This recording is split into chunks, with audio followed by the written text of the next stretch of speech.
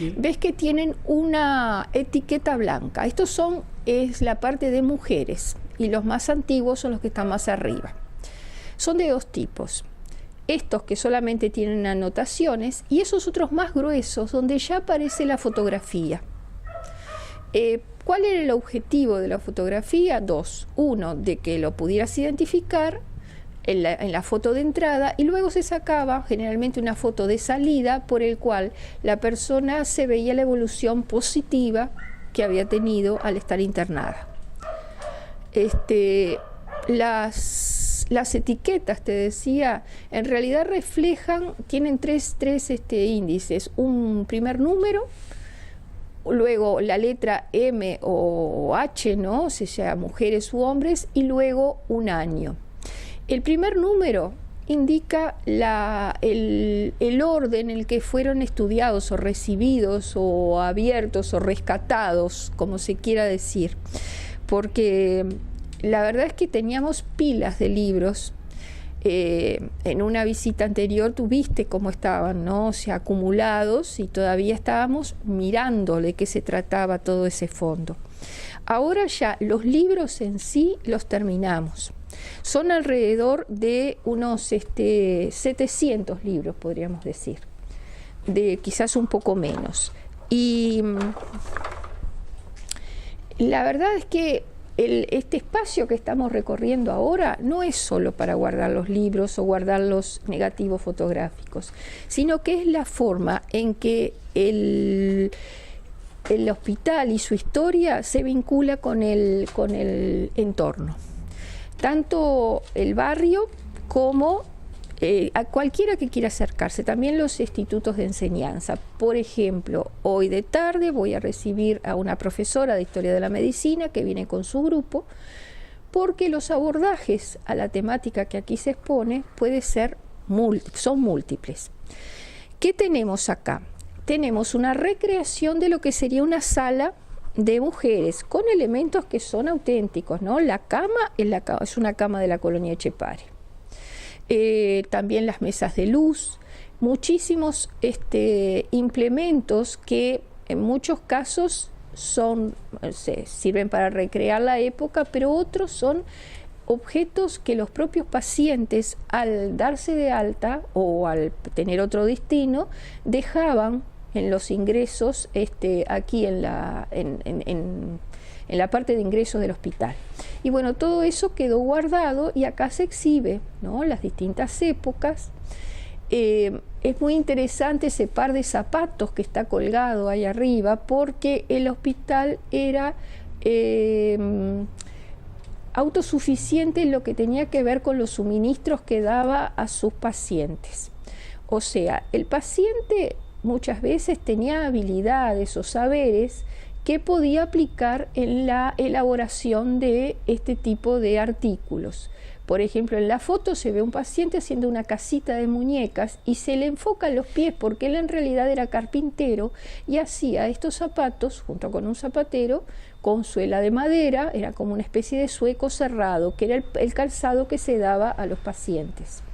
Se hacía la ropa, se lavaba la ropa, y además de eso se hacían muchísimos de los artículos que recibían.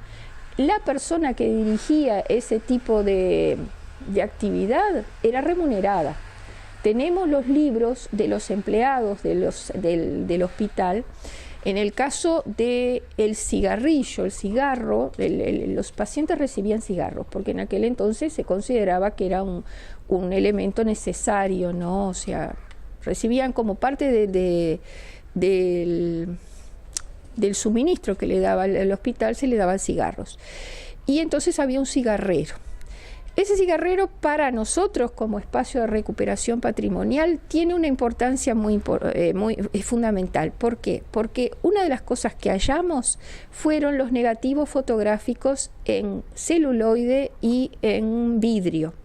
Y esos negativos estaban guardados en cajitas que eran en su mayoría cajas de papel de cigarro.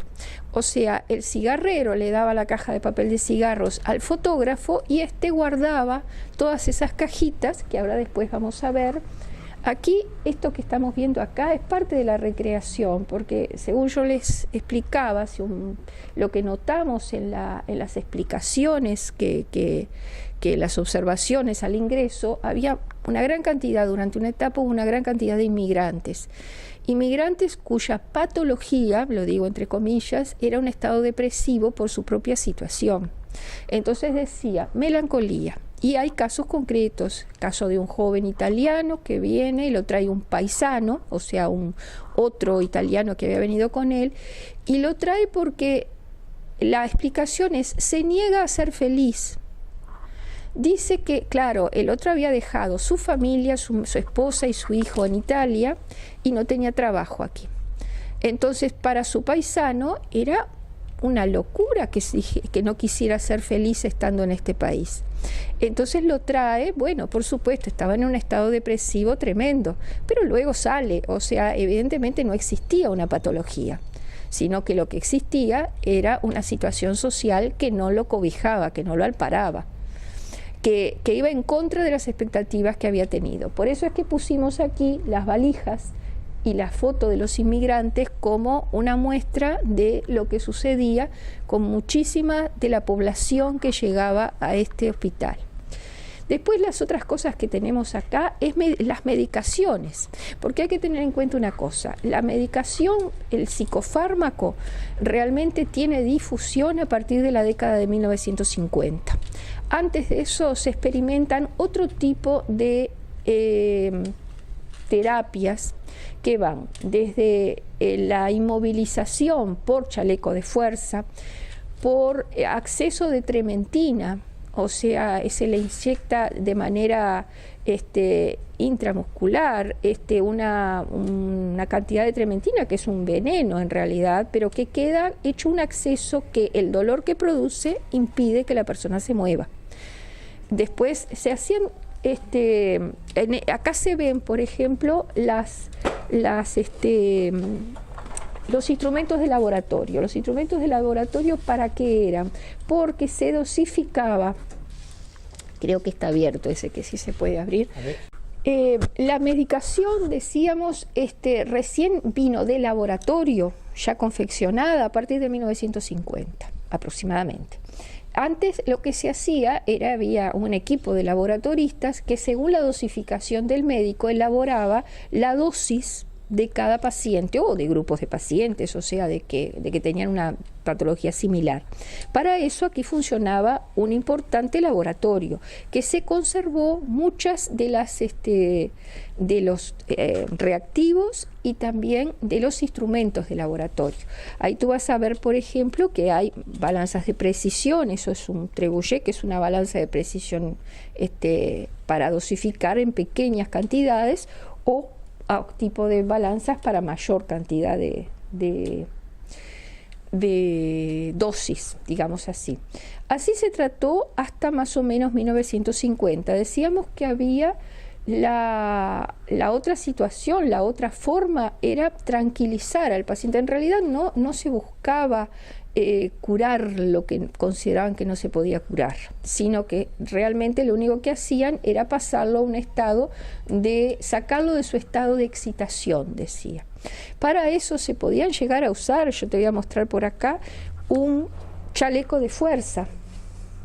El chaleco de fuerza, en realidad no es original, es una recreación, ¿no? O sea, acá están las manos, se ponía el brazo por acá y luego se cruzaba, ¿no? Hacia adelante y hacia la espalda. Era una manera de inmovilizar para que el paciente no se autoagrediera ni agrediera al resto. En un momento, yo eso no te puedo decir de cuál es más antiguo. Tenemos de aquí, que no tiene los electrodos, diría bien, y otro que sí tiene hasta los electrodos para hacer la aplicación. De aquí, ¿no? Acá está. ¿Se siguen usando? Se usan procedimientos similares. Estos aparatos, por supuesto, están en desuso y no sé cuál es la magnitud de lo que se usan ahora, pero tengo entendido de que el sistema de micronarcosis, que se llama, se sigue usando en casos agudos, ¿no? O sea, cuando el médico, el psiquiatra lo considera necesario. No es un procedimiento que, digamos, está totalmente desechado.